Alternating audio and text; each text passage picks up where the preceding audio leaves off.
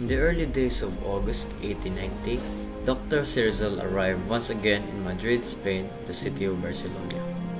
He came with a purpose to seek justice for his family and tenants of the Calamba, evicted by the Dominicans under Governor-General Weyler's order.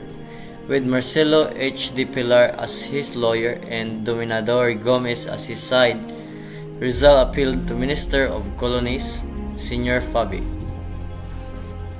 But the minister offered no solution.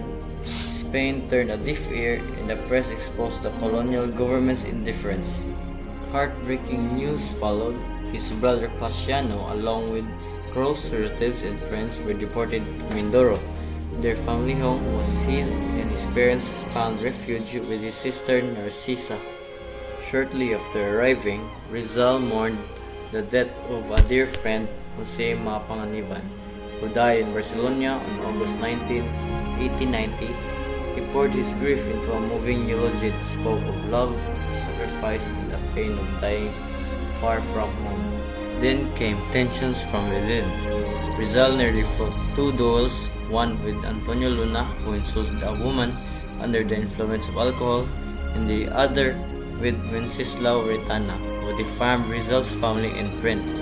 Both duels were ultimately avoided.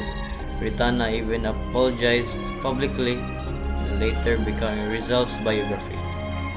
In December 1890, tragedy struck the heart Leonora Rivera. The love of his life informed him of her marriage to British engineer. 11 years of love shattered him. His friend Ferdinand Blumentritt consoled him, reminding Rizal that his true beloved was the Philippines, a noble cause more enduring than any romance. La Solidaridad newspaper, Filipinos debating as 1890 drew to a close, a rivalry brewed between Rizal and Del Pilar for leadership. To preserve unity, a vote was held. Though Rizal won, he gracefully declined the title of responsible.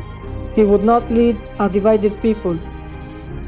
In early February 1891, Rizal left Madrid, never to return. He looked back, remembering the joys of 1882, now replaced with sorrow, betrayal, and disappointment. Yet, Rizal never gave up. His stay in Madrid was marked not only by misfortune, but by his unwavering dedication to justice, truth, and his fellow Filipinos.